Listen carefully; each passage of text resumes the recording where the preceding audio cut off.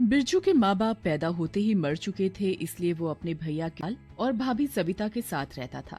अच्छी पढ़ाई करने के लिए वो शहर में पढ़ाई करने चला जाता है। बिरजू के साथ में पढ़ने वाली लड़की मंजू से उसे प्यार हो जाता है और वो उससे शादी करके गाँव ले आता है। बिरजू, हमने शादी तो कर ली है, पर क्या तुम्हारे भैया भाभी इस शादी को मानेंगे और मुझे अपनाएंगे?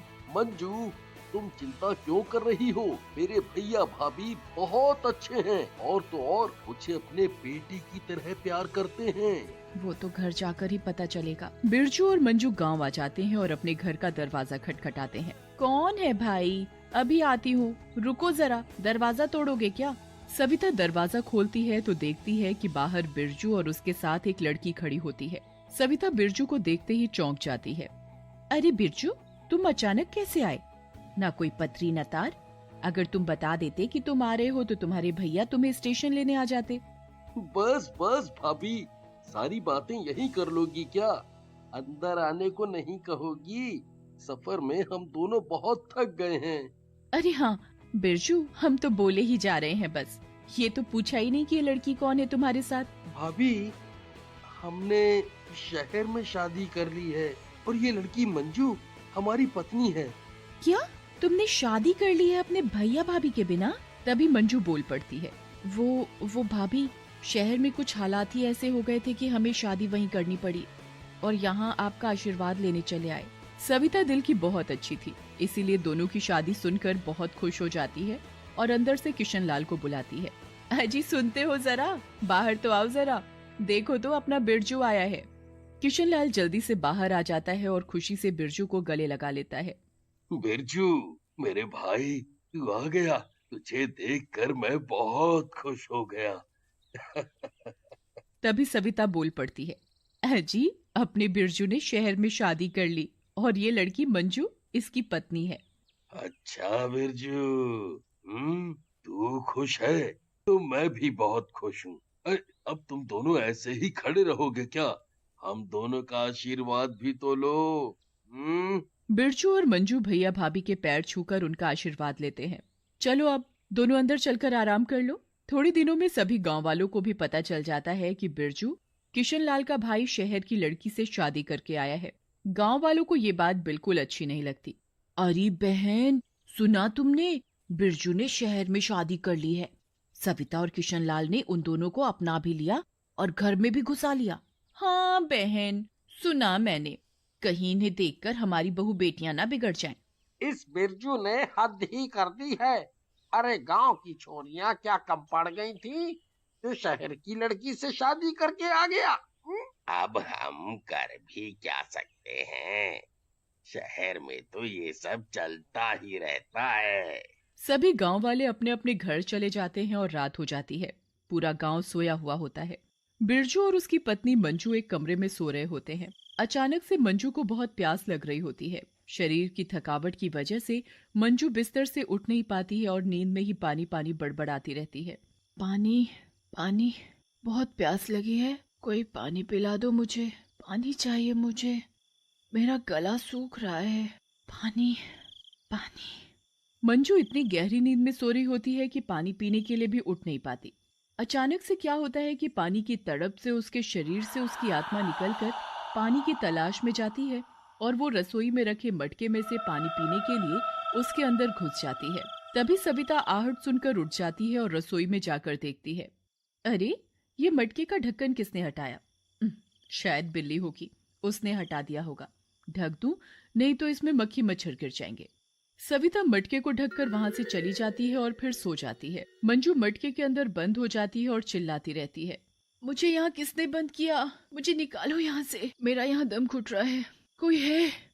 बिरजू, बिरजू, मुझे निकालो यहाँ से। मंजू की आत्मा की आवाज कोई नहीं सुनता। सुबह जब बिरजू सोकर उठता है और मंजू को उठाने की कोशिश करता है। मंजू, उठो, सुबह हो गई। अरे मंजू, उठना नहीं है क्या? चलो उठो, उठो। कोई हलचल नहीं होती। बिरजू उसे हिलाता है उठाने के लिए, पर मंजू नहीं उठती। तो बिरजू बहुत घबरा जाता है और भाभी और भैया को आवाज लगाता है। भाभी, भैया, जल्दी आओ, देखो ना मंजू को क्या हो गया है। ये तो उठ ही नहीं रही है। कोई जवाब भी नहीं दे रही। आवाज सुनकर दोनों बाहर आ जाते हैं। क्या हुआ बिरजू, इतना चिल्ला क्यों रहे हो? हाँ, और घबराए हुए भी हो। क्या हुआ?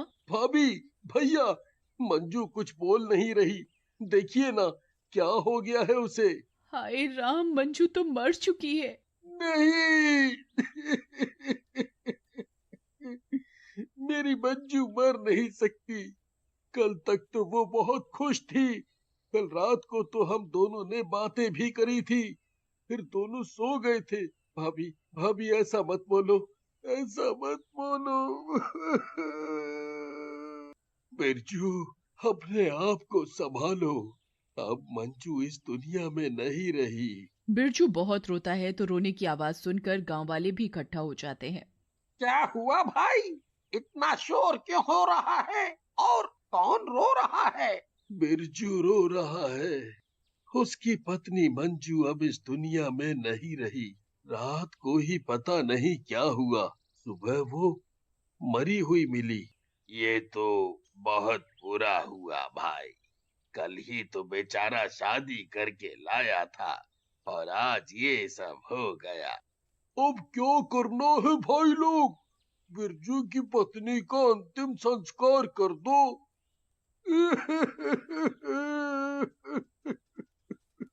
नहीं नहीं, मैं अपनी मंजू को किसी को नहीं दूंगा।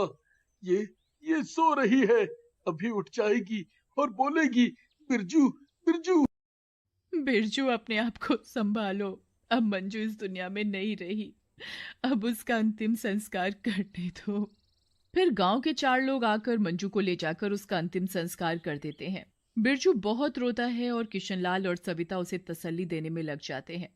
बिरजू, बिरजू, बिरजू। कौन, कौन? मंजू, मंजू ये तुम हो क्या? मंजू तुम कहाँ हो? मुझे पता था तुम्हें कुछ नहीं होगा। तुम ठीक हो मंजू, मंजू। तभी भाभी आ जाती है। कोई नहीं है यहाँ बिरजू, तुम्हारा वहम है ये। तुम्हें उसकी बहुत याद आ रही है ना, इसीलिए तुम्हें उसकी आवाजें सुनाई दे रही हैं। चलो बिरजू, आज तुम मेरे पास सो जाओ। बिरजू किशनलाल के पास सो जाता है और बिरजू के कमरे में भाभी सो जाती है। सोने के बाद तभी आवाज आती है, बचाओ, मुझे बचाओ, बिरजू, बिरजू। ये आवाज तो आ रही है, मुझे भी सुनाई दे रही है। कुछ तो गड़बड़ है। कल तांत्रिक बाबा को बुलाती हूँ। सुबह होते ही सविता तांत्रिक बाबा को बुला लेती है।